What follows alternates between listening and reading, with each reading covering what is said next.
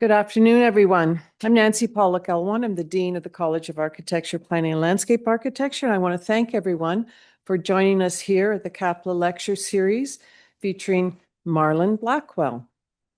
We launched the CAPLA Lecture Series, and this is a little bit of history for you as well, Marlon, with our inaugural speaker, who is Leslie Loco. Now, we talked about that this morning, and I got my facts right, so here now. So Leslie served, for those of you who don't know, she served as the curator of the 18th International Biennale in Venice, and which took place in 2021.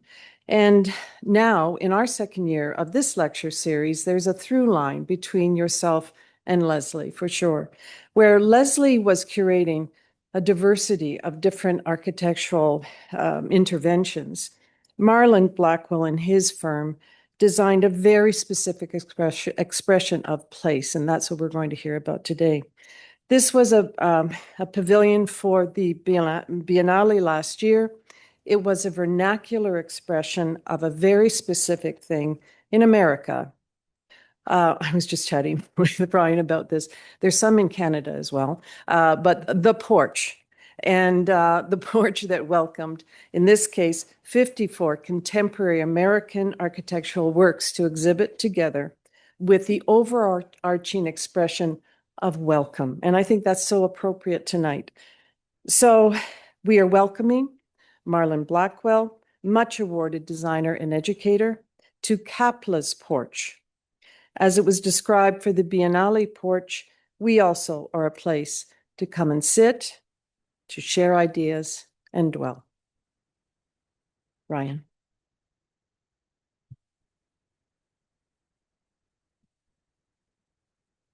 Thank you, Nancy. I just want to remind students as you come in, please scan the QR code so we can make sure we keep track of how many come. It's my pleasure to be able to introduce Marlon Blackwell. I became familiar with Marlon's work towards the end of my undergraduate education right here at the University of Arizona. Circulating in the studio at the time was a 2001 issue of Architectural Record, featuring on the cover the Keenan Tower House, a vertical house rising through the trees in the woods of Fayetteville, Arkansas.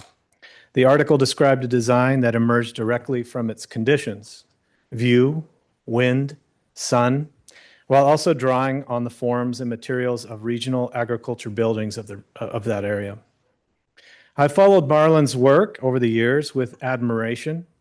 His ability to respond to the uniqueness of the Ozarks, combining historical motifs, ecological attentiveness, and regional materials, while building on the legacy of Fay Jones, is unmistakable.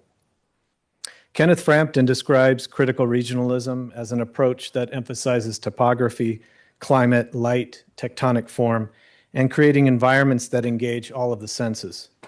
It also acknowledges the limitations of modern, postmodern, and neo-modernist approaches.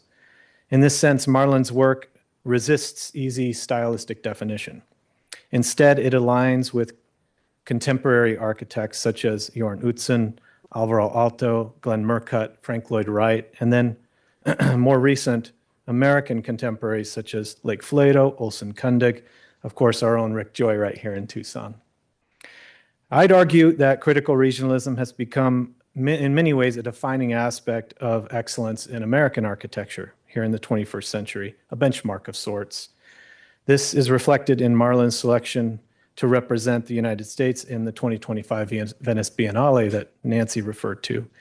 His proposal reimagines the American timber frame and Porch as a semi-public democratic space, one where community life can unfold at multiple scales from neighborhood to the global stage.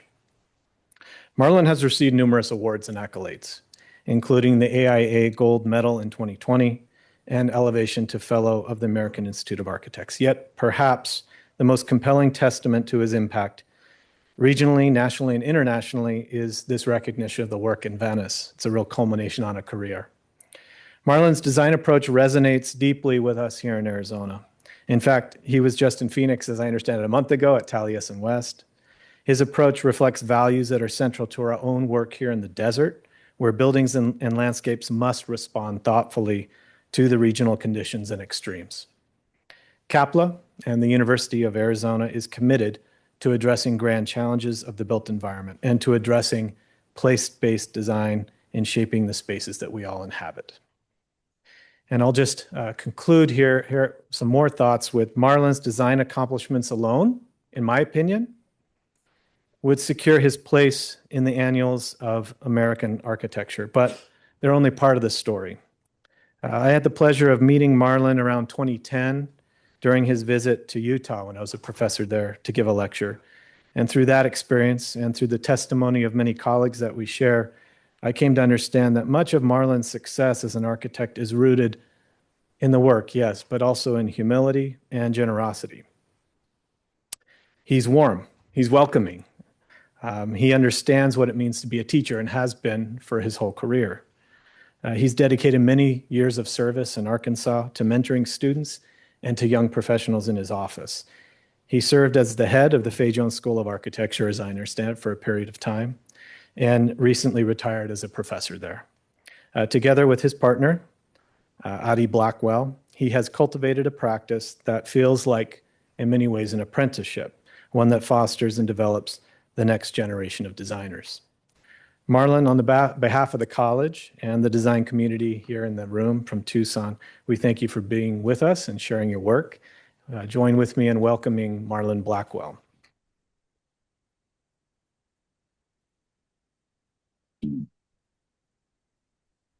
Thank you, Ryan. Thank you, Nancy. Great to be back.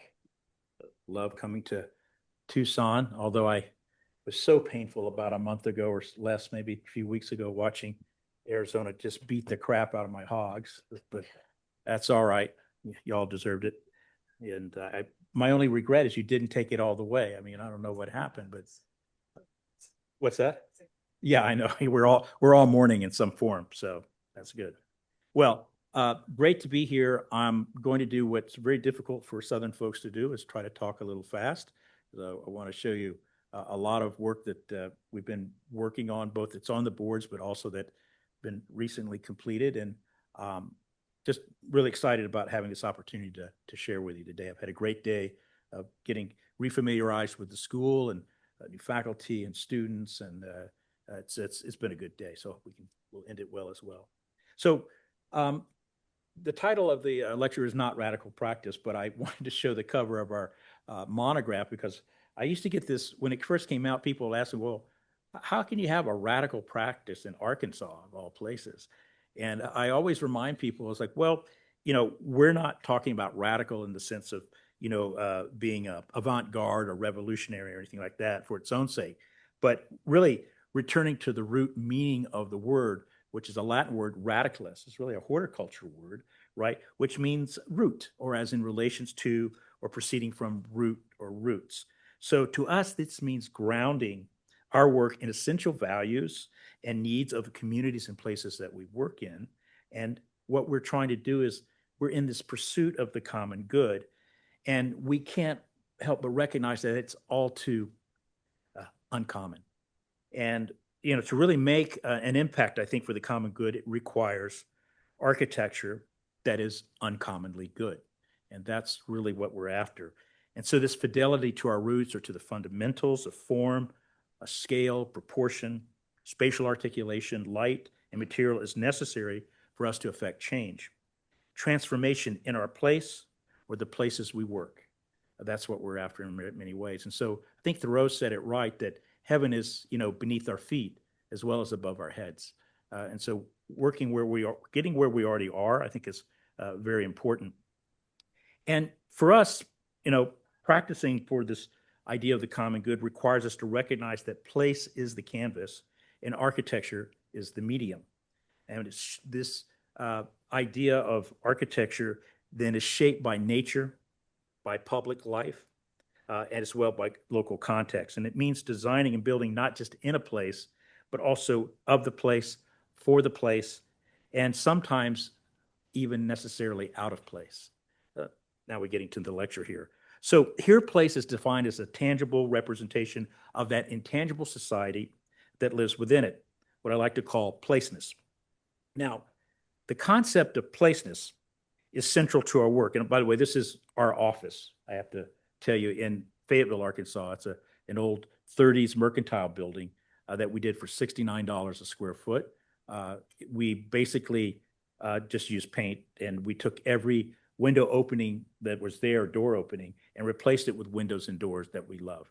So everything from Breuer to Leverowitz, all of that whole essay on windows. And then we paid a guy to paint stripes on the building to give it a little graphic identity. He did each stripe by himself, took him 4 months.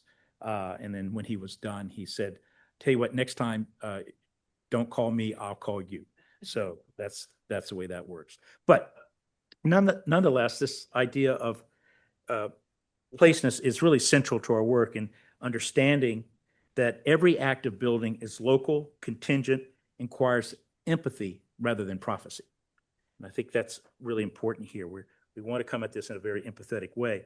And for us, we like to see clarity combined with awareness to negotiate an often confusing and contradictory condition of circumstance. So to make an architecture of placeness, I think it's necessary for us to embrace everything about a place, even the bad things, to go below the surface to the underbelly so we can understand these things and incorporate them in who we are and what an architecture of the place, in the place, for the place can be. And so that essentially is what we're up to. When you come into our office, you confront this bear that's sort of cantilevered out. It's a long story. I won't go into it, but I was a wrestler in Colorado, and our coach had this brilliant idea that we would practice with a live bear, a wrestling bear. And, anyways, tragic story, but I won't go into it. But it does remind our people that when they come in the office that, they have to take on with fearlessness, the great sense of agency and purpose, those challenges that are much larger than you, and do it with a great deal of enthusiasm. And therefore, that's how in our place we get out of place, by taking on these challenges here. So when we think about this idea of out of place, this architecture betwixt and between, very often I'm also thinking about abstract unions, which is what happens when we bring together disparate understandings, forces, and observations of situation and place. And this idea of the abstract unions are found very often in a place of unholy unions, and strange nether regions in which we operate in.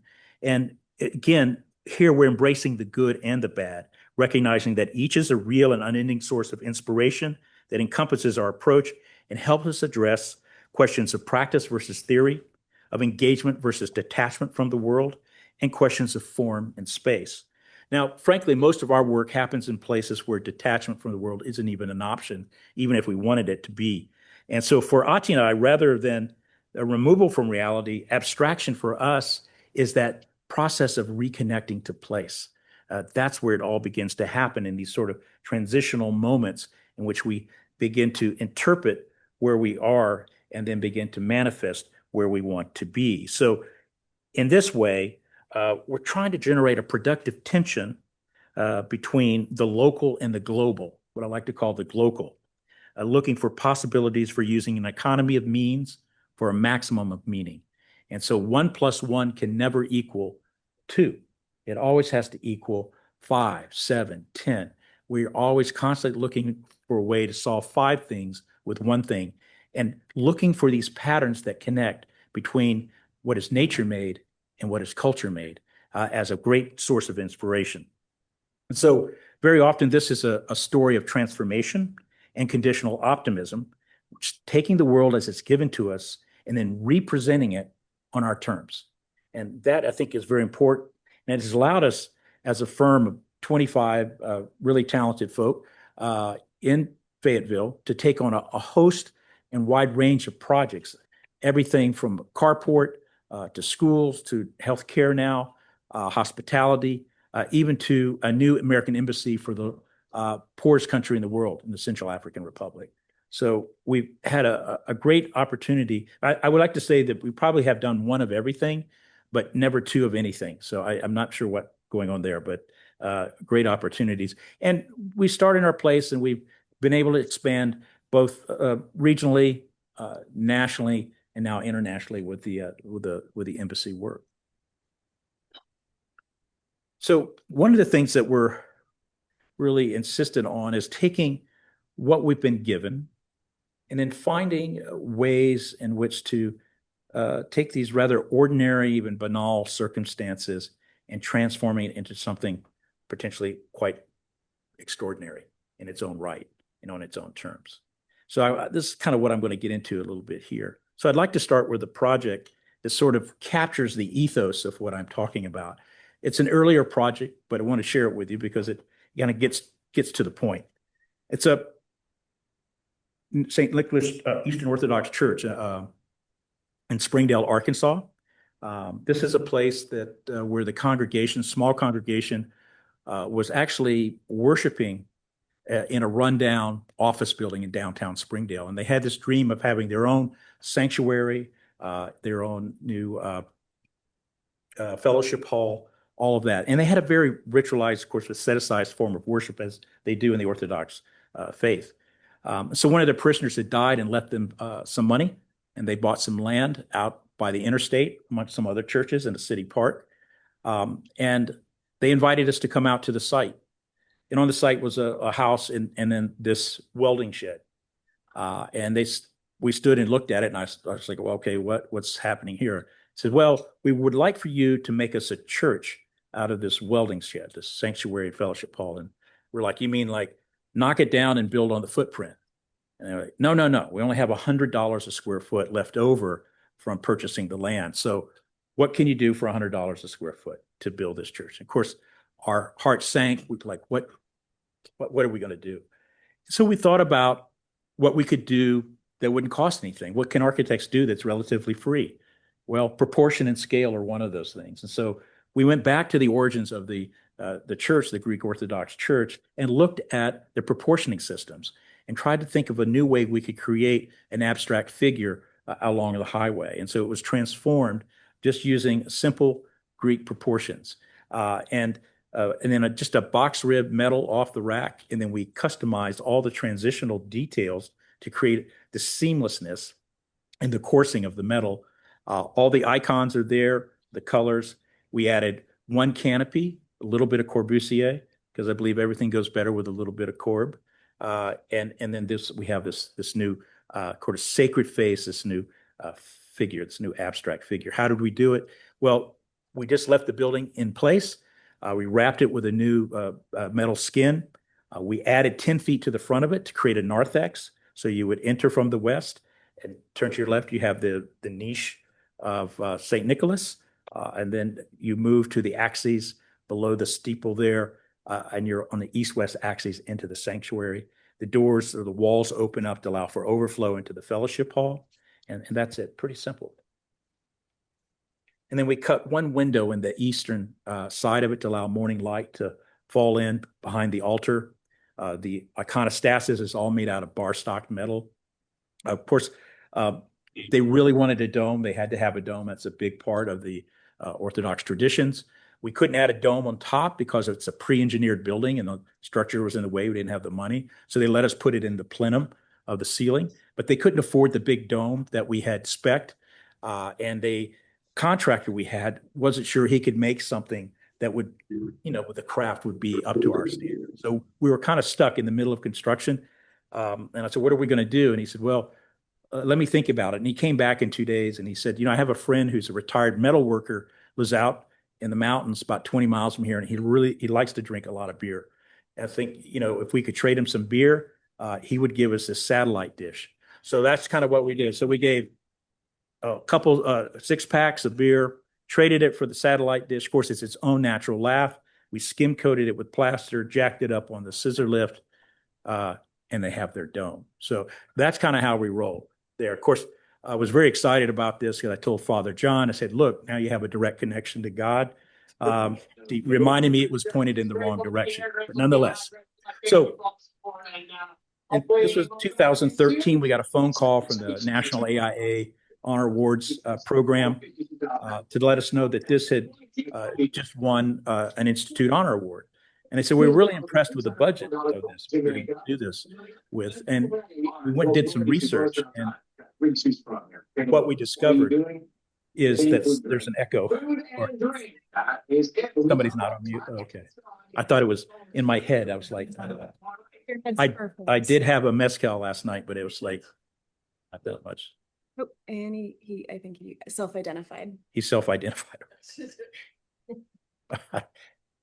And then what? Oh, that's a great question. Okay. Uh-oh, I'm so sorry. No, that's all right. I don't have any gambling jokes I can tell or anything. You know? Yeah, down in the middle, down. You're brilliant. You all and new participants. Excellent. Thanks, team. All right, you're in there somewhere. Okay, now it doesn't move though. Oh, no. What have I done now? I don't know.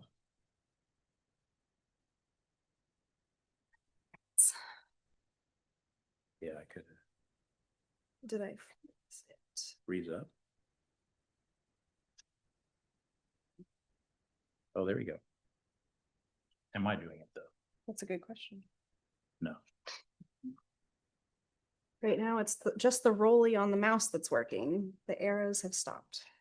This is Okay. good. Everything's good. Okay, got to go back though. Yeah.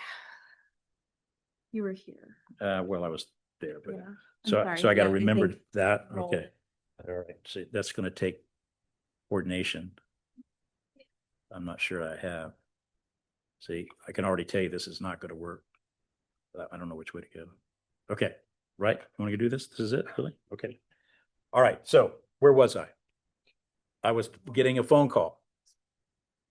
No. It was a phone call from the National Institute on AIA, basically telling us that this they discovered was the least expensive building to ever get a National Institute Honor Award. And we were really quite pleased to hear that because it underscored what we've been trying to do for years, which is demonstrate that architecture can happen anywhere, at any scale, at any budget, and for anyone. It's not just reserved for the privileged few, but it's available to anyone. And so that's sort of what's really informed us no matter what we're doing. And now it doesn't move. Sorry. Do you have it on pause? It looks like you have it on pause here. No, that's for the recording. So if Okay. we, I think it's just lagging, maybe. I'm really not sure. This is going to be a long presentation. I think I can We don't also get it solved. and hit next for you if you can tell me when. it does. It's not working.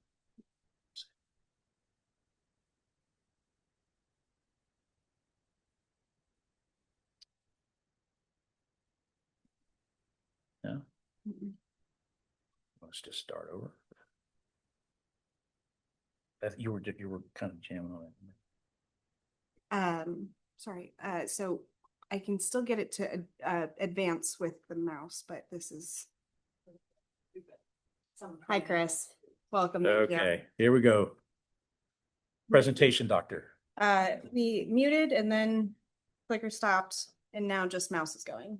Well, So my guess would be if the power's on, that the battery just ran out in this. Yeah. So let me go change that. I have spare batteries. I'll be right back. Like 2 minutes. okay, so in the meantime, you're going to keep going. I'm Yeah. just going to say Yeah. next. Okay, Perfect. all right. I can do that. So now let me find the flow again. Okay, so. Award? Oh, but I thought I already told you about that. That it won the Institute AI Honor Award, least expensive building. Okay.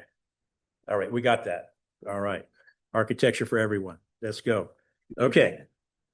Shelby Farms. Okay. So just in the spirit of that, we had an opportunity to do the largest urban park in America, which is in Shelby Farms in Memphis, Tennessee. We worked with JCFO, James Corner's outfit. They were already on the project that they'd been working on for a couple of years, and we were brought in to sort of rethink the heart of the park. This was a 4,500 acre park that had some trouble with identity and with the sense of welcome and just staying in the positive, in the black. So go ahead and go to the next one. So it's an interesting park. It has a kind of very tortured history. You can see the bridge going from Arkansas into Memphis. That's over on the west side, birthplace of rock and roll, all of those sorts of things. On the east side, at this time, 20s all the way to the 70s. Let's see how it works. Nope. Perhaps the USB dongle. I can hang out. Okay. I'm here for good. That's okay. Okay, we'll keep going. Go back. Yeah, so it was a 4,500 acre penal farm. So this is where prisoners worked the land and basically raised the food that they fed on.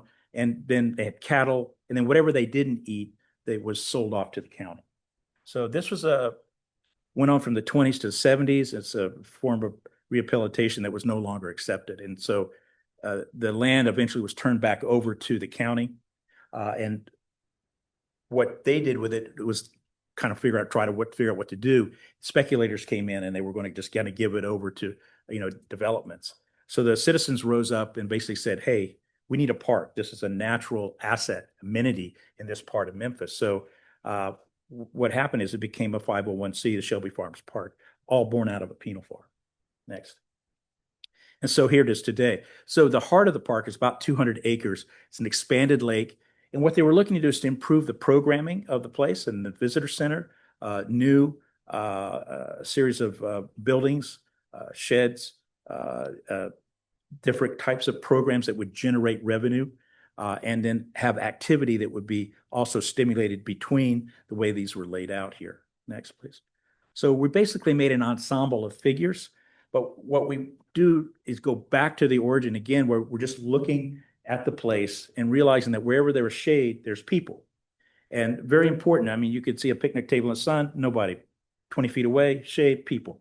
So it reminded us that every building had to create its own shade because they're sitting in former pasture land waiting for the trees to come up that will take years. And so we went back to the vernacular, the idea of breezeways, porches, just a way to passively kind of keep some cooling effect going on next.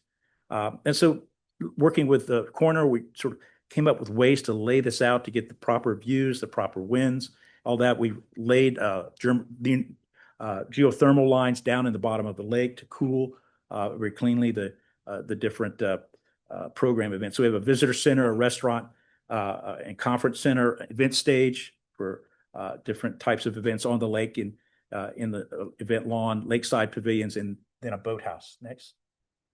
And so I'll just start with the visitor center. Now, it's all about the porch. So 8,000 square foot visitor center with an 8,000 square foot porch.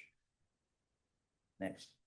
So we basically came up with a way to take aluminum bar grate and turn it into a cladding system. So it's a kind of ag tech material that we found that we could make this reductive pallet using third growth cypress trees nearby and a series of dog trots or breezeways to create cooling breezes. Next, please.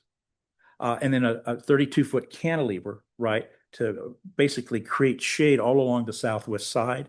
And then we cool that shade with 5 20-foot big ass fans. And that's the trademark name on them. But these things keep it cool year round. And then they're using it for yoga, receptions, all kinds of revenue generating ways to kind of add to the bottom line. But it's a very diaphanous ephemeral skin. Here, keep going. And then it really becomes the nerve center of the whole park where people gather, linger, or transition through to other aspects of the park. Next, please. And the other thing that's quite wonderful about it is its ability to reflect the temperature of light. Over the course of the day, it can change everything from pinks to orange to purples, just the way in which the light works with this aluminum skin. And so some of the other figures, other buildings, the boathouse with this, again, similar palette of material with the bar grate and the zinc-like metal and wood, cypress, the stage pavilion for the event lawn, as well as events on the lake. And then the cricket shade pavilions, they're used a lot for family reunions or around the edge of the lake as well. And then, a restaurant event center here that really creates a great relationship to the west side of the lake. And of course, or the east side facing west, all kinds of events, weddings, receptions, a big conference center, and a restaurant, locally sourced food here with its 80-foot deep porch, where there's actually more people sitting outside than inside. And it's been a huge hit. This opened in 2016, and totally transformed this side of Memphis. Actually increased their attendance to the park by double. It also create a lot more, I would say, what didn't really reflect the socioeconomic diversity, racial diversity of Memphis before. Afterwards, people felt welcome, people came. And so that too increased by 100%. And then it's been in the black ever since. I mean, profitability and a great sense of programming night and day. So it really shows the sort of ability of architecture to be transformative. So in this spirit, when we were asked to think about what would Porch, architecture of generosity be, we'd had quite a bit of experience working with porches. In fact, I'd like to say every project we do just about comes with a porch.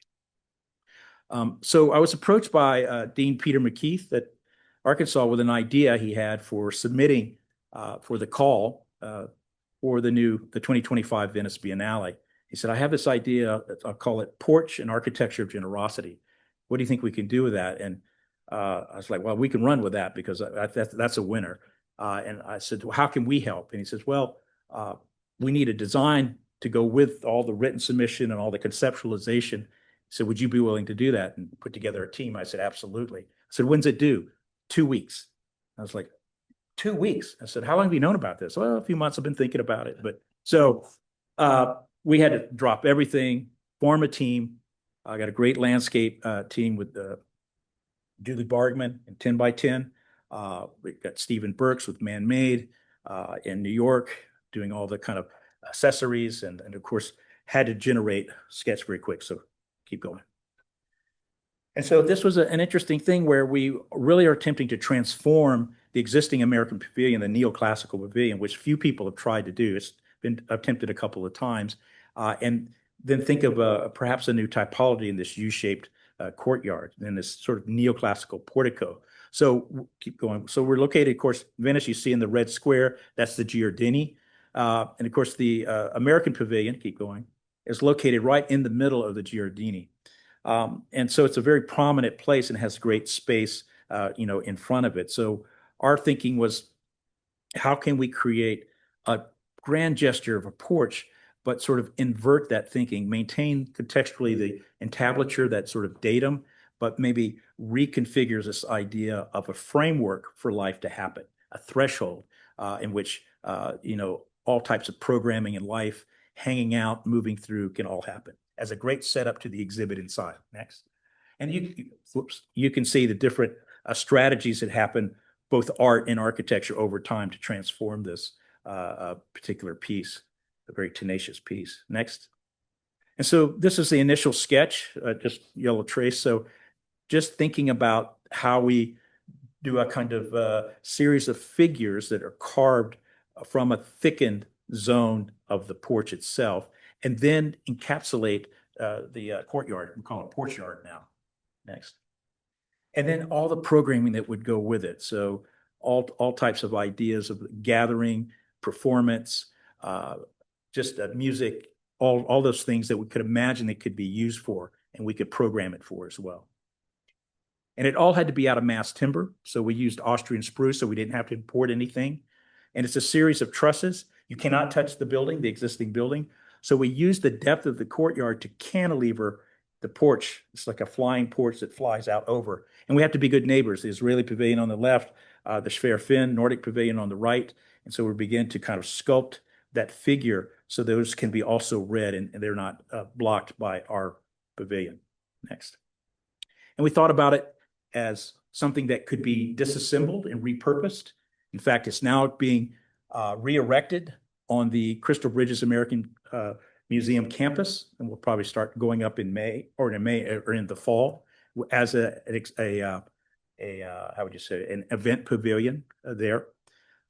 But we also thought, you could repurpose parts of this to local schools in the Veneto. And of course, we're also trying to think about how we use the soil. So keep going.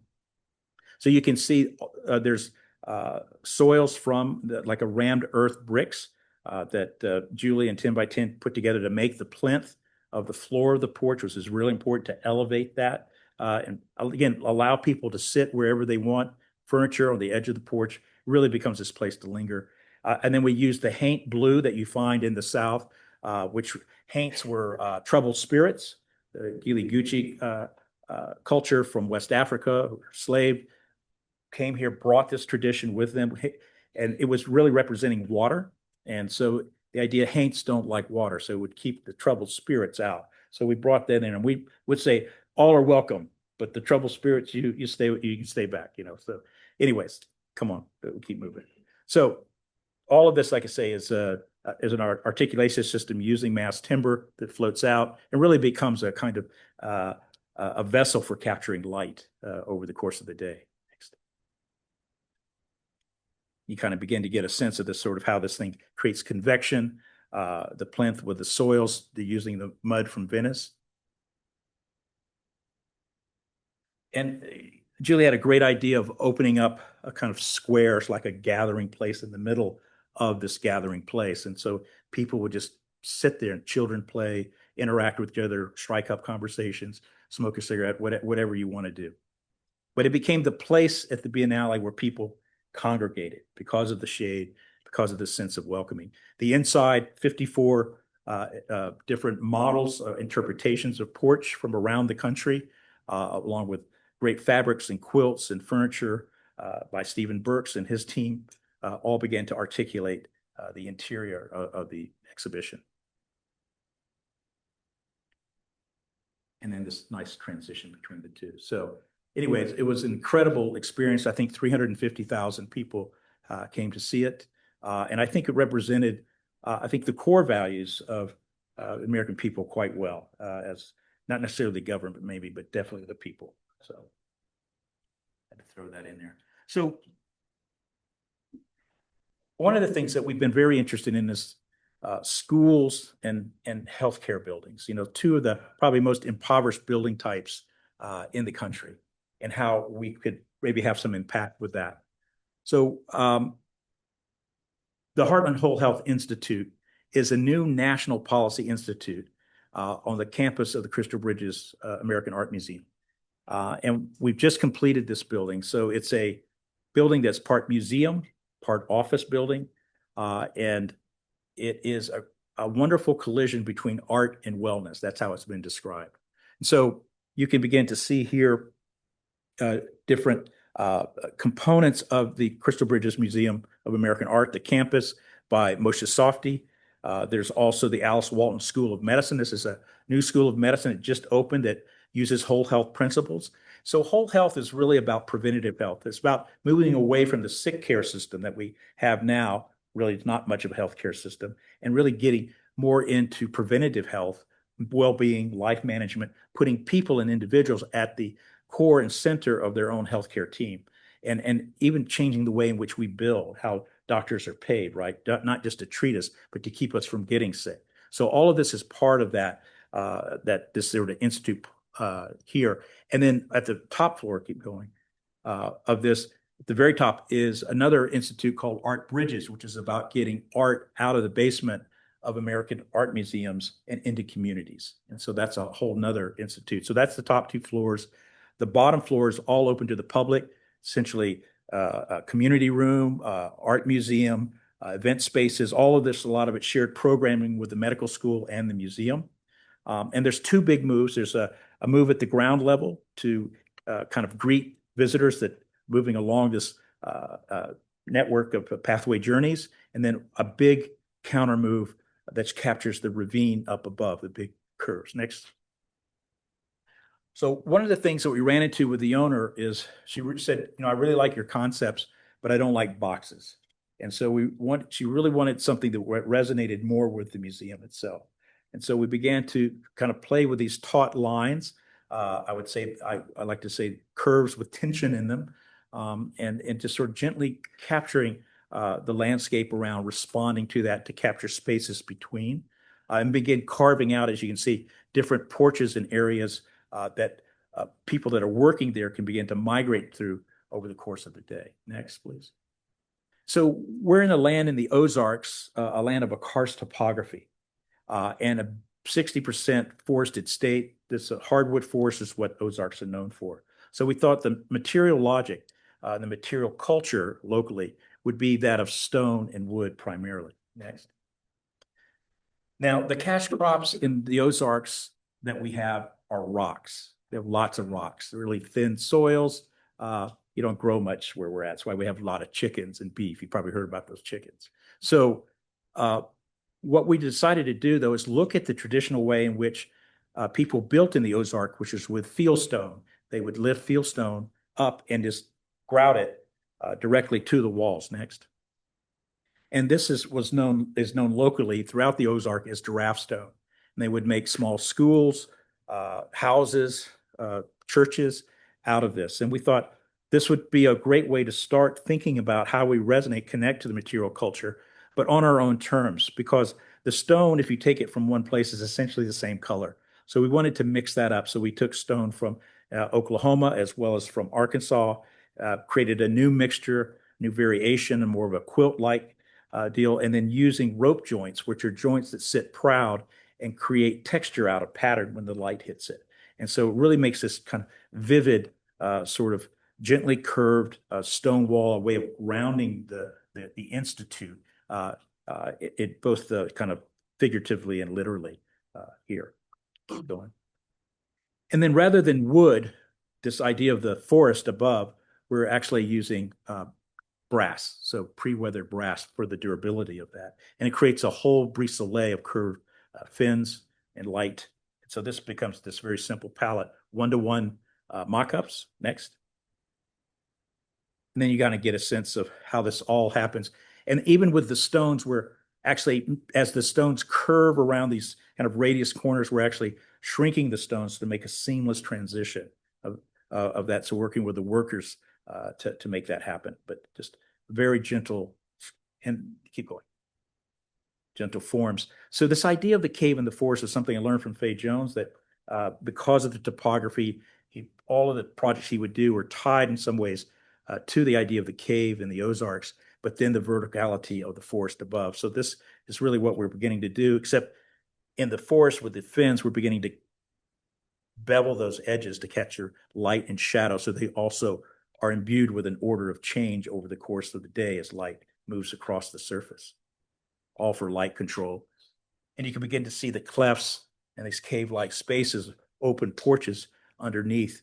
And basically up above, we've made a kind of a curved bridge. It's all hung from a roof truss that you don't see, and that all the columns on the inside are in suspension or in tension. And you begin to see in the plan emerges in its response to the site, all gently radiused, very soft exterior as well as a soft interior. Dog trot that brings you, again, a type of threshold. Really, this building acts as an extended threshold into the campus. Next, please. The community room that you're presented with at eye level, and you slip through to a very simple entry, and you slide on in. And then this idea of the cave and forest is brought through to the interior. So we have CNC milled pecan ceiling hanging from above. That's an acoustical shroud that covers up all the infrastructure of the building. And then the suspended stair, limestone floors, plaster walls, and then folded felt acoustical walls. And this is really led by Ati, this is her kind of team that kind of brought all of this together as a material palette. Keep going. And she got all of this idea of the color materials from a painting that was in the collection of the museum called Kindred Spirits by Asher Durand. It's one of their most well-known collections, or part of the collection. She's discovered over 100, I didn't say go. She covered over 100 something colors in this painting. So all the materials you see here are all natural wools, no off-gassing, very healthy material. So this, again, we're trying to carry forth this idea of the whole health and manifest it in the space in the way in which the materials and the spaces are used. Next. And here you can see like the pre-event space becomes the whole art museum, art gallery. Keep going. And then community room. So this really, and this again is all open to the public. So people use it as a big living room and just come and hang out. This cafe, all of that. And then everything that happens policy-wise is up above. And again, in developing the sort of articulation of the ceiling, we're looking at those elements and where they interrupt that and how to anticipate how to make these transitional details almost seamless as they come together, as you see in the stair, landing, and the ceiling itself. Always thinking about this idea of joinery. Next. And so up above, we had an interesting challenge because there was a desire to have no one with a privileged view, that there would be a kind of flattened hierarchy here. So it's open office. We detached all of the program from the perimeter so that you flow through and around. There's nothing that attaches. So you get light. It's only 50-foot wide, so you get plenty of light. Goes about 25 feet in natural light. You don't even have to turn on the lights during the day. And then there's a few kind of capsules that create that flow that have some of the conference rooms and such. But otherwise, it's all open. 27 different places to work. You're encouraged to be a nomad and move around so people follow the light or follow the shade. For the course of the day, can be outside, be inside, but a total different way of thinking about how you use office space. Next. You kind of get a sense of this kind of back and forth between the open and the closed. Everybody gets great light, great views. Next. There was a desire also to have a place for meditation here. So we imagined a 30-foot high cone that would bend to the north light where you don't see the source of the light. It's just illuminated. And it's all wrapped in kind of Venetian plaster. The floor is all lamb's wool that you can sit on. And this, I thought, would be a place for one or two maybe to hang. It's now become the lead place in the building for team meetings with everyone sitting the floor eye to eye. And they said that changes the entire tenor of a meeting. And so it's been a huge success in terms of being used by both the public and the folks that work there. Next. And these are just a few illustrations of different types of porches, clefts, places for shade, places for gathering, places for solitude that you have throughout the building.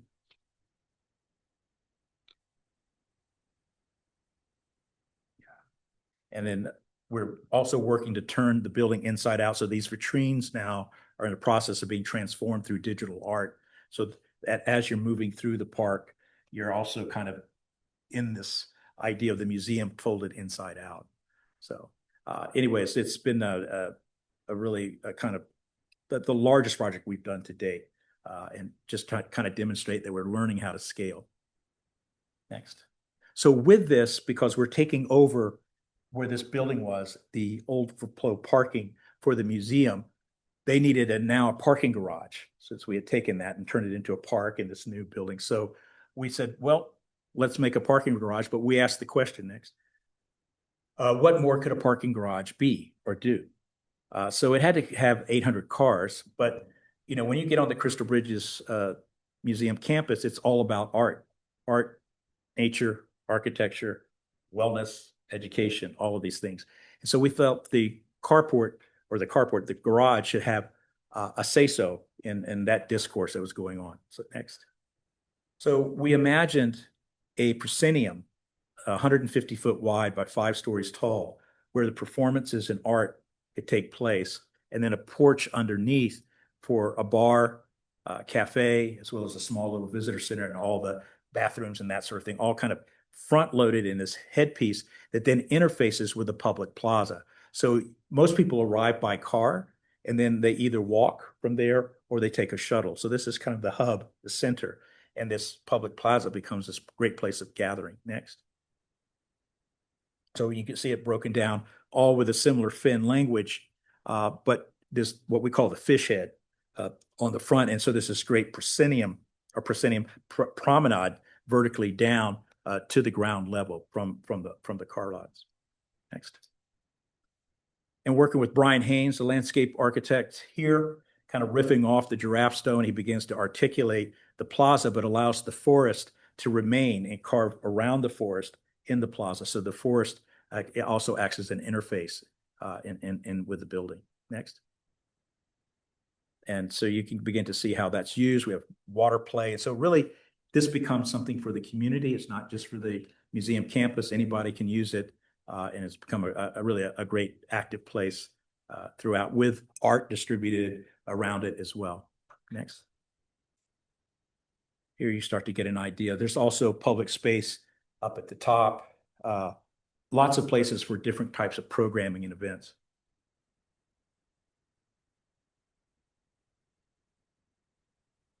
Keep going, yeah. Nice section, takes you down through. So again, you're interacting with the people, always having places to hang out, but also opportunities for art and performance. So very public is the idea with the garage, and then this interface all comes together: nature, architecture, art. Underneath, we wrap the metal. Wrap the metal. It's just this part of this promenade. Keep going. She's trying to get my vibe here. I'm trying so hard. Yeah. No, this is all great, but you kind of get the feel of it. It's not your, typical garage. Now, to keep this going, thought a lot about color. We've been working with Sherwin-Williams and PPG codes for automobiles to develop custom paints for metal-clad buildings. And so we like muscle cars. And so this is my grandmother's 65 Pontiac Tempest. Agua Azur's the code. So we had it all done with silver metal flake. So it's like automotive body finish. And I learned this from Fay Jones, who would use a 69 Buick gold green to paint all his metal work with, because it's $500 a gallon, but it lasts 50 years. And it was like, you don't have to keep repainting it. So in that spirit, we sort of brought that forward in our own way. And then have a great lighting program that sort of lights it up at night with these firefly-like lights, and it can pulse. It has 500 different programs, so that also helps animate it in the evening. Next. Yeah. Okay. Runner-up for the American Beauty Prize last year. What's more American than a parking garage? So one of the things that when we're talking about place is trying to understand the culture of a place and looking for ways to manifest that culture as a way to shape or form the building itself.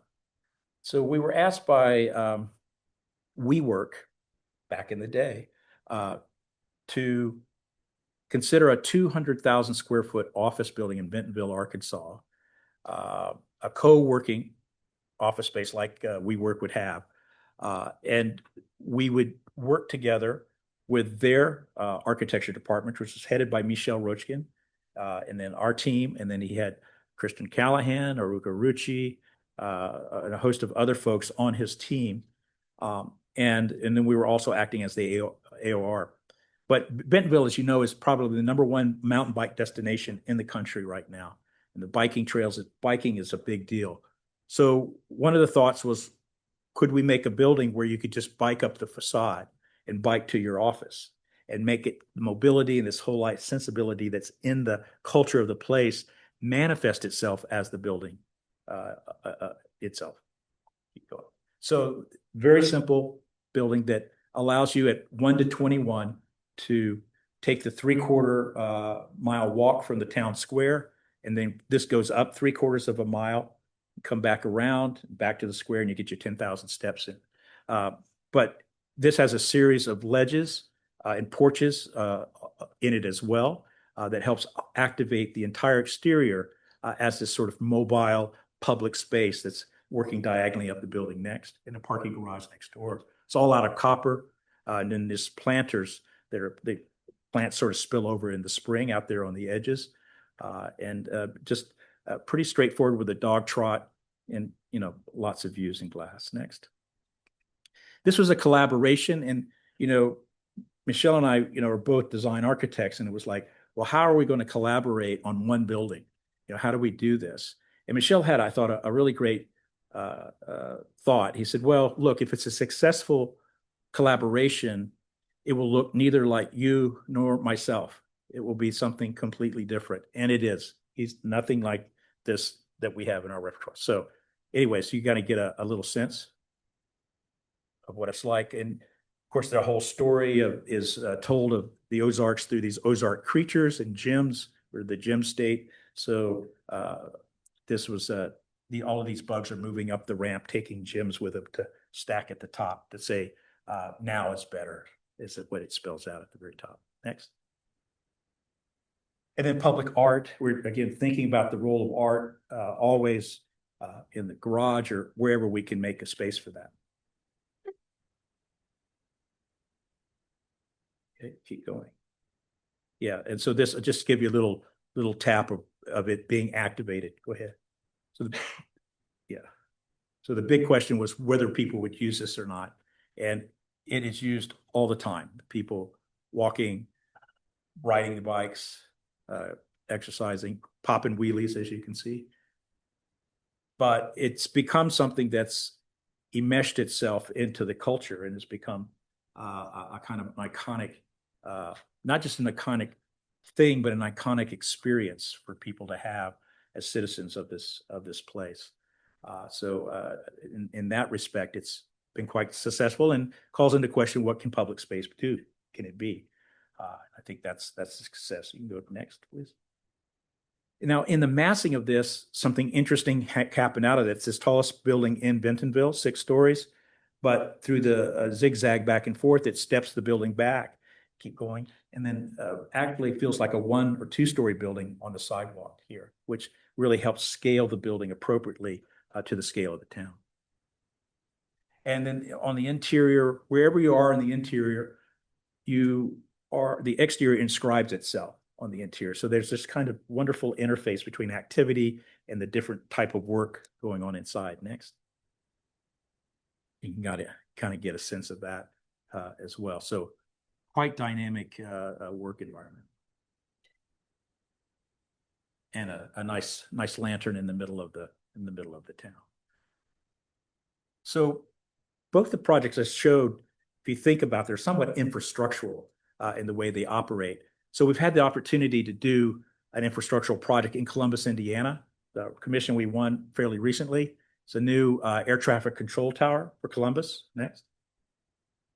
And of course, Columbus is surrounded by cornfields and such. And of course, everybody knows Columbus, Indiana for its design excellence programs by the Miller family Cummins engines over the last 80 years. The airport is a new economic and educational hub north of town.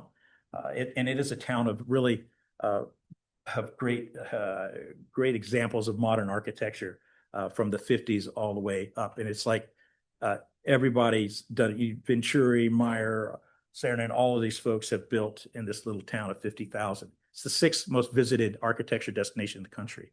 But what we told them in the interview, what we noticed, we did our research, they had never hired an architect from the South. And so we kind of shamed them into picking us. Yeah, keep going. But it's also a town of towers. So as you come in at different points, east, west, south, there are a series of spires or towers of the First Christian Church to the North Christian. And so this opportunity existed on the north side to also have a kind of vertical marker as you come into town. Next. So this all started with a series of sketches. I used to be a cartoonist, so I sort of design everything in profile and as a kind of visage. And I designed this crazy little character of the black and white one here. And we showed, along with other things, to the client group, and they really sort of responded to this. And we were trying to think about what could we do to be somewhat redundant, because we had a limited amount of money that we could do. So thinking about a series of planes, no pun intended, to kind of have that redundancy, that seriality. But we studied in a variety of ways. We had to throw in the Christmas lamp, obviously, got to throw that in. But this was the original tower. In the middle is what it is today. They literally walk up this in the middle of a snowstorm. When the air traffic control guy has to use the restroom, he uses a toilet in the room so he can still see outside. I mean, it's pretty basic. So they really did need this update. Next. And so this is what we've come up with. So it's all out of angel hair stainless steel on the north and south, this luster to reflect the light, and then a series of fins to help with the light in between on the east and west, all out of this kind of aerodynamic blue aluminum. And these, we're really just looking at it as a kind of aerodynamic way. It sits on a public green. They have their Renaissance fair here, and they see this as a kind of sentinel for this whole part of this education economic hub on the north side. And we figured out a way working with A. Zahner, the architectural metal, how to prefabricate all the fins into pieces so that things can be brought to the site rather than doing up in the air. It can be installed much easier. What you're noticing, though, in the section is that it widens in the middle. This will be the first air traffic control tower with controlled public access. So they can have simulations for what it's like to be air traffic control tower, wine tastings, community gatherings, all in the middle. So that was something that they really were pushing for to make this a bit more public. Next. So you kind of get a sense of the break room, briefing room manners, how those things kind of interface with each other and the spaces they begin to create as well. And then this figure, as it reflects the light and so forth, and you'll see that as a theme, we're always thinking about how the light moves, the temperature, how it naturally, the spectrum of light works. We're also working with projecting art, making this a giant sentinel of art. So things that even could be happening live. Next. So this is like an eclipse that's happening on the other side of the world that could be happening live with an audience here. So this takes it into another dimension when it's not being used. So they shut this down at 10 o'clock because it's just a mid-size airport and they can do all kinds of things with it after hours. So a little bit of infrastructure that becomes public, and then taking this sort of thought of the prosaic, how does one ennoble the prosaic, in terms of systems? We had an opportunity in Fort Worth, go ahead, to work with the Quonset hut system and begin to develop a mixed use development in an emerging neighborhood or kind of called Magnolia Village in Fort Worth. And this included housing, work, offices, next, all using this system that you see out in the middle of, out in the middle of the land, not usually in the city. So I saw some on my way down here from Phoenix, actually. And the Quonsets are quite romantic, been around since the 40s. So the developer we're working with really wanted to see how we could use it for housing, but in an urban environment. So PS 1200, Public Space 1200, is the development. And again, it's this interface between a private development and public space. And so rather than shrink wrap everything 5 stories like a big block of cheese out to the limits of the site, decided to break it down into public spaces and manipulate the scale such you have street frontage. You really create something much more generous and welcoming and sort of appropriate for the small type communities. Next. So Magnolia Village is this sort of zone in yellow. It's about a mile and a half from the Kimball Art Museum. You see up this kind of, you probably heard of that before. And go ahead, next. We were quite inspired by that. We thought, well, here's this really amazing museum and maybe we could take our humble little system and ennoble it in some ways with seriality and such, only to discover that Con had been already looking at the prosaic with these stockyards in Fort Worth. So anyways, we're kind of all on the same page. The other big thing that we discovered using these as structural huts is that we could flip them on the side and keep the language similar and use it as cladding. And so that was the big move that we made. We just took the hut, folded on the side, make the cladding to make the restaurant, a bookshop, a small cafe at these 1-story buildings. Next. And you begin to see that it's all ordered by the central plaza. The porches, everything comes onto the plaza to make this sort of great place, sense of gathering and sense of welcoming. This was done by Julie Bargman with dirt. Excuse me. Using just 2 different types of cypresses and then recycled stone. Her idea is that the forest will take this over in about 20 years. This will be completely embedded in a forest. Now, when you flip these buildings over on the side, there's no kit of parts for how you make windows and doors and things. So we had to invent our own. And so we're actually extending a window to meet the sidewalk. You look in, you see the chef working in the kitchen. These different ways of making windows and carve away elements to kind of begin to animate these. Next, please.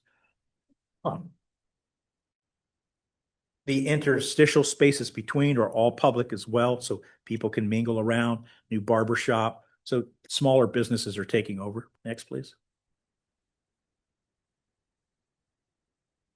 And then, of course, simple living, just a barrel vault with your services in plywood in the service core, your bedroom, shower, kitchen in the middle, everything else just a simple barrel vault. And then the back alleyway with their porches. Next. We're even shaping the trees to also correspond. No, that's a bad joke. Okay, and then we got everybody to pull their curtains up for the rear window moment. Nobody died in this shot, but anyway, it's been a very huge success in the neighborhood, and something again. I think just by loosening the reins and not trying to, how would you say, maximize every square inch of this as rentable space, but something that really is a model for how you can think about building in these types of communities. I think it was something we really quite proud of. I don't really do a lot of houses, but I thought I should show a couple. Somebody said, "Oh, you should show us a few houses." So I'm going to show very quickly a couple of houses, because the great thing about houses is a great way to test ideas, so forth. And since Porch was a part of this talk, I thought we'll show it. So this is a house that's really in a golf community. We inverted all their covenants because they didn't write them very well, so that we could have a slope roof that was an impluvian roof, right, sloping down into a courtyard. But there's a great couple who were an older couple who wanted to downsize, and so they always dreamed of having a courtyard house. So we made this sort of figured face, a sort of thick facade, and then the courtyard on a hillside as it slopes back into the forest. And so you come and you're dropped off next. It's all out of brick. And then for the frontality, we texture that brick here, and really think about this idea of a public face, but then how it transforms as it makes its way to the landscape beyond. Next. And we kind of express that as the slope, sort of extending it, creating this sort of gap between the house and the ground. And then this whole porte cochere, which you dropped off, come up in.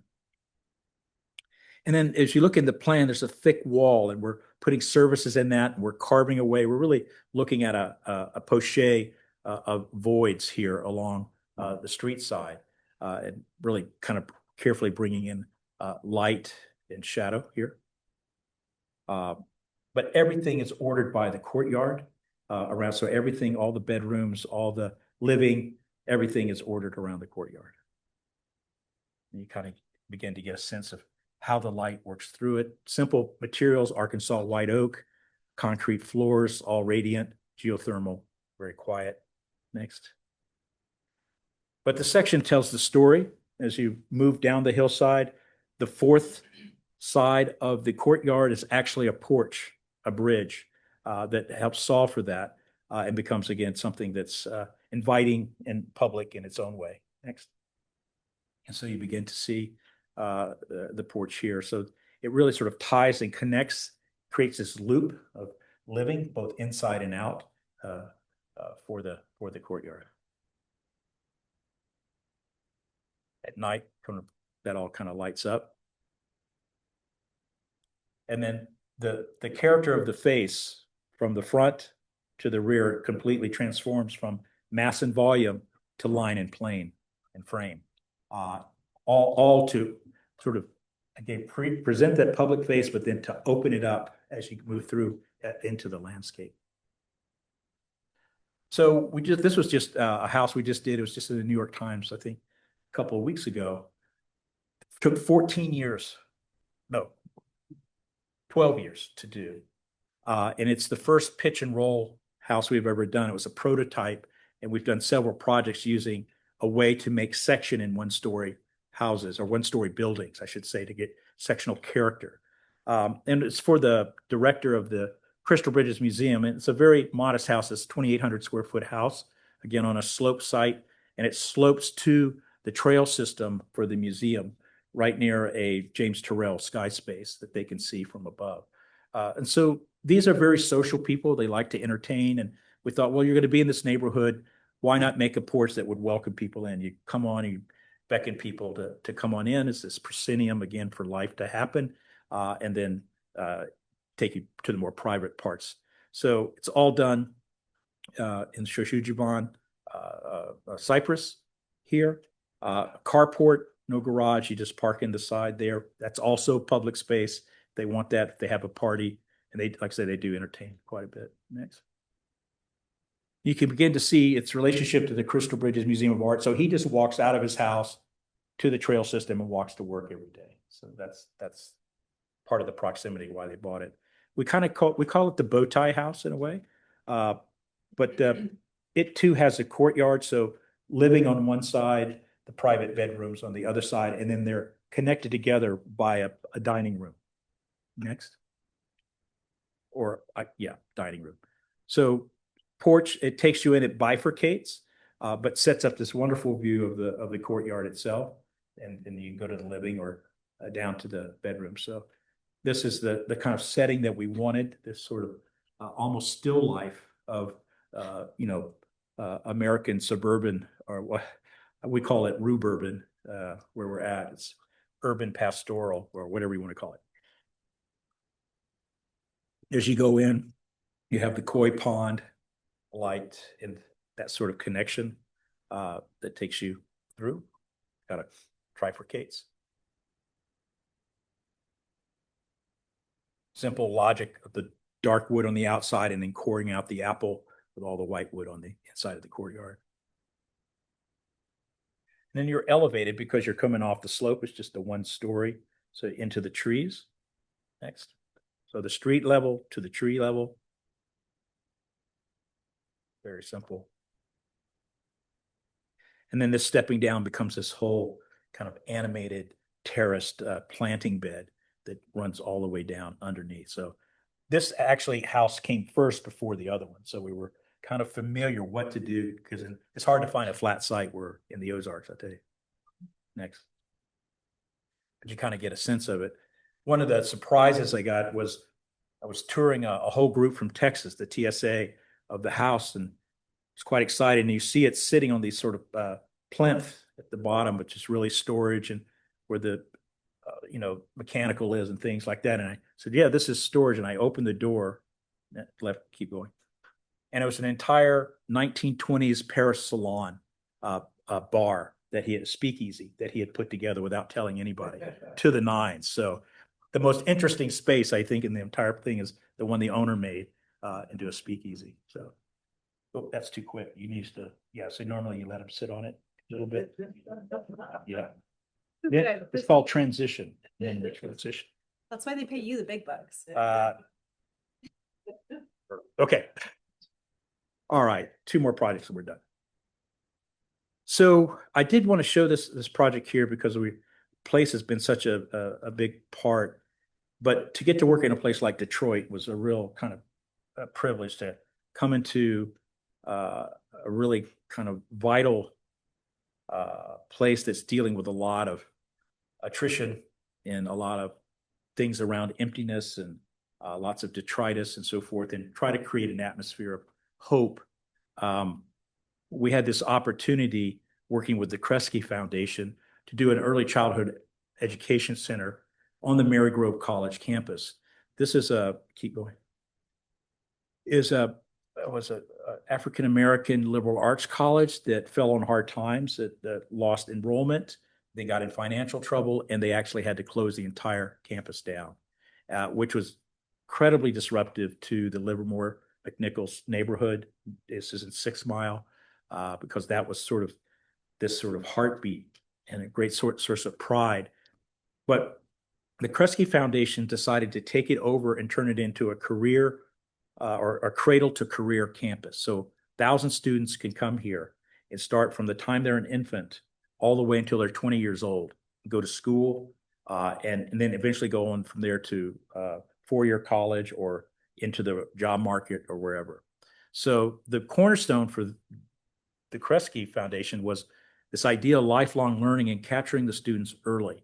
So from infant to into kindergarten is where they believe lifelong learning can happen. So we worked with the University of Michigan, several different childhood learning centers, operators in the area to kind of try to define a national model for how this could work.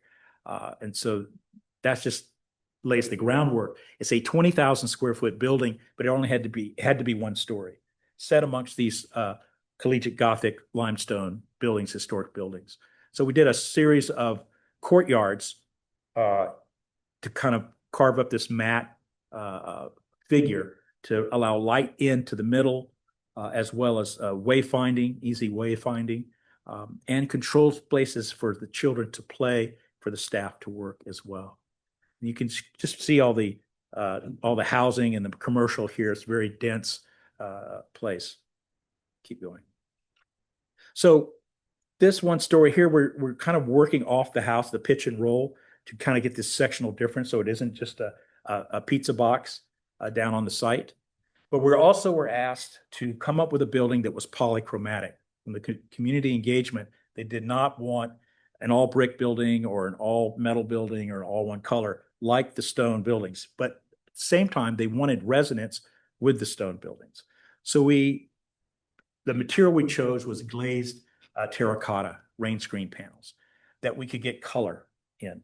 And so terrifying as it is to do polychroma on the outside, especially as you can see as I'm dressed here, so this is my range of color. We did 150 different color palettes, running them by the client till we found the right one, which is a kind of base color and a series of accents. Each one of the colors cost money, so we had a limit to what we could do. Keep going. In thinking about this, we really thought of this as a kind of coat of many colors for the building. This is what was going to provide, in many ways, the identity for the building. And we were reminded, both myself and Wendy L. Jackson, who's the vice director of Kresge, of the Gee's Bend quilt ladies in Gee's Bend, Alabama. So next, please. So we actually went to Gee's Bend and just visited, just for inspiration, looking at their quilts and how they use color and this economy of color to create this great sense of graphic sensibility. And that was really kind of laid the groundwork for us to put this together next. And I think it came off quite good, just this really minimal use of color and tones to pull this sort of quilted package together. Keep going. And then for the windows, we're pulling windows from the light from above, light from the side, light from the front, using that all three-dimensionally to articulate the facade. Next, please. Then leaning in the wall for the entry, you kind of slip in. Next. To the lobby with the first courtyard, coffee shop on the left for the families, on the right, community room. So this is essentially a community center as well. Next. And then these community rooms are lit from above, these different types of roof lanterns. Next. And then every space, all the circulation spaces, every space is a learning space. It is an educational space, and is all kind of brought together around these courtyards. Next. Again, to see how we sort of start to fold, and then in the plenum of the roof is where all a lot of the infrastructure, HVAC structure is. But everything's carved away. Next, please. Even in the hallways or the small reading areas, but just trying to maximize the socialization that can happen. Keep going. In the hallways. And then every classroom has a direct connection to the outside, to the courtyard, so lessons can be carried forth out there. Next. But it's also a place for play. It's a place for work, relaxation. And then in the Southern Grove, Margie Ruddick, our landscape architect, wove this beautiful fence through the grove to create this playscape and learningscape for the back porch area. Next. All lit up. I would say the operative word was joy. When I went there, joy for the students, for the faculty, for the staff, and something that it really worked like a machine in terms of how they used it. We went back to Gee's Bend, I did, and ran into Marianne Petway, the matriarch of the Gee's Bend quilt ladies, and I talked to her. I just showed her on my iPhone, a picture like this and said, "Look what your quilts inspired." And she took the phone and looked at it and she says, "Well, thank you. you've inspired me to make a quilt. So it all kind of comes back around sometimes. Next. So last project. How are we doing? Terrible, but mild, mild interruptions along the way. So I have an excuse.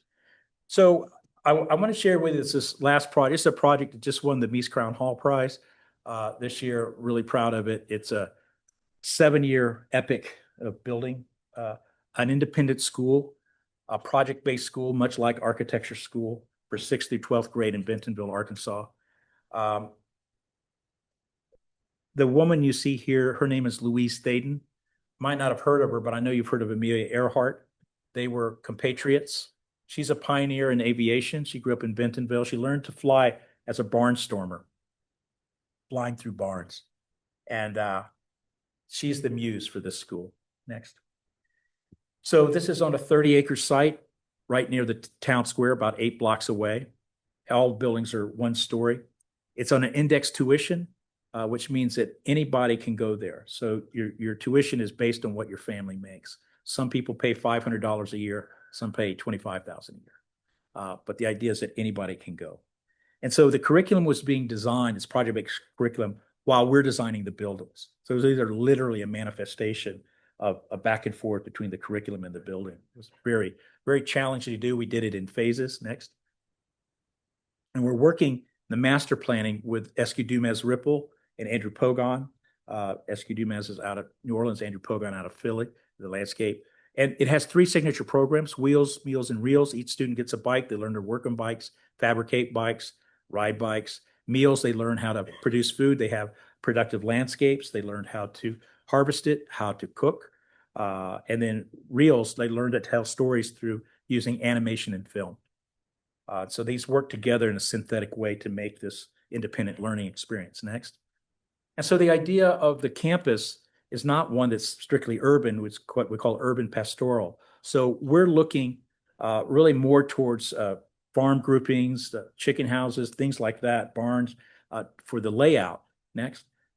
And the idea was to treat the campus as one large classroom. All of the water management is didactic. The geo-community thermal is didactic. They can learn from that. The circulation, you'll see there are no canopies or anything. People are expected to get wet or snowed on or whatever. They want them to deal with the campus as a larger classroom. So one big classroom outside. And so keep going. I'll just take you through a couple of the buildings here really quickly. So again, we're looking at chicken houses and things. These are variations on that typology. The Reels building, it's folded, pitch and roll, and that allows us to get light down into the middle of it to daylight, as well as to create this sectional difference. Very different from most schools where seriality, everybody gets the same thing. And here, there's no room alike. It's all varied. Dissimilarity and choice is the word of the day, words of the day. So this folding and so forth, and it popping up at the end is actually a movie screen and a community, it would go back, a community lawn. Here, they hook screens on there to project the films. And so it's part of the Bentonville Film Festival now. So this is all open to the community. You will see no fences. There are no security fences. It's all open to the community. You can walk your dog through here. It's a park. Next. Keep going. Of course, we had to do more of the custom color. So we're using Osage prairie grasses with a 67 Shelby GT Cobra, green gold, with gold metal flake to make this really beautiful metal skin, boxered metal. Keep going. Carapace really kind of fuses with its landscape, kind of really quite wonderful over the course of the year. And then carving through these linear buildings with cross axes, big porches and big dog trots next, which are places of transition as well as places of learning. These are actually outdoor classrooms. They take chalk, they do their lessons on the concrete.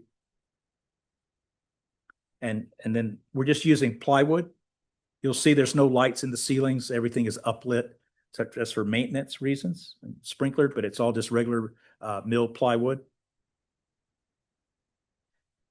Now the Wheels building, this is where the bike shops are, the robotics, all the project-based wood shop, all of those things are in this building here. It has its own porch. Next, please. It also acts as a sunscreen. The bike shop opens up onto the sidewalk, and this is where communities, citizens can come and have their bikes worked on by the students, part of a service learning. Keep going. So here you go. Get a sense of that. Productive landscapes on the south side where they grow food and learn all about how to do that. Next. And then the performance center is theater, music, drama. So we needed to develop an urban edge. That was kind of part of the requirement of the Design Excellence program. So we did a 300-foot long loggia. I kind of sketched this all out when I was at the American Academy, Rome, and this sort of has a little bit of Rome in it. But great place for bikes and skateboarders and such. And this actually is the lobby. There's no lobby. The porch is the lobby. And then this is shared with the community. So lots of receptions and community events happen out here as well. Next. And then you go inside the practice rooms on one side, and then the little sort of entry into the auditorium on the right. Next. All done in Arkansas red oak, kind of faceted skin. And then one big giant window, hand plastered, that is soft, curved, and bends the light slowly. Next. Into the space, acts as a kind of still a classroom, still a connection with nature, even in an auditorium. And not to be outdone, we're using a gold green 71 Camaro on this one to kind of keep in the spirit of things. Next. You can kind of see how this all comes together, nature, architecture, color, all of that working together. Next. Last building. They're the barnstormers. They had to have a barn for their gym. That was non-negotiable. So next. So the director, Clayton Marsh, wanted an actual barn that was naturally vented, would breathe through its skin. So we studied how to place the boards in the joints between to get light through there and air to allow it to breathe. I told him I'd been working on this barn for about 30 years, and I finally got a commission for it. So he wanted a traditional gambrel Ozark barn. I said, I'll give that to you, but in our own way. So we came up with a new figure. Next. It's also got a bike pump track. It's called the bike barn. They ride your bike through it. All the doors open up to help ventilation. These dormers here open up as well. They create a chimney effect for the ventilation as well. And this is a public, by the way, the pump track's all public. And then, of course, the porch, got to have a porch. So this is a drawing we made, and I showed him that basically that we're using a gambrel in the tracing of the trusses on the interior, but it expands outward and upward to capture the new program. Now, we didn't have the money for mass timber, so what we used was a mass of timber. So we're just using local lattice makers, or what do you call this? Truss makers, and just gang nail it all together. And that's kind of how we made these. So you solve one truss, you solve them all. Yeah. And so it's just this big bike pavilion in a way, big barn pavilion. And we're taking basically 2x4s, cutting them diagonally in half and turning them and back screwing them for the rails and the way to cover the stairs as well. They're all part of the language. Next. Just simple craft, keeping things straight. That was the big achievement here. Next. At night, as the sun goes down, the lights come on in the inside automatically, slowly, because it becomes somewhat translucent. And then as the sun sets, it becomes transparent. It's a type of beacon. So I'll stop because we're done. Thank you. Sorry for all the technical difficulties, but appreciate it. Thank you. Yeah. A little bit longer than about 20 minutes longer than I was. Hello, everyone. I want to say two things. There is a reception next door in the CAPLA building in the Sunt Gallery, the central atrium space, beginning right now. So students, faculty, visitors, please walk over with us so that we can continue the conversation. You can ask questions you may have, but please join me in thanking Marlon Blackwell again for this very rich lecture.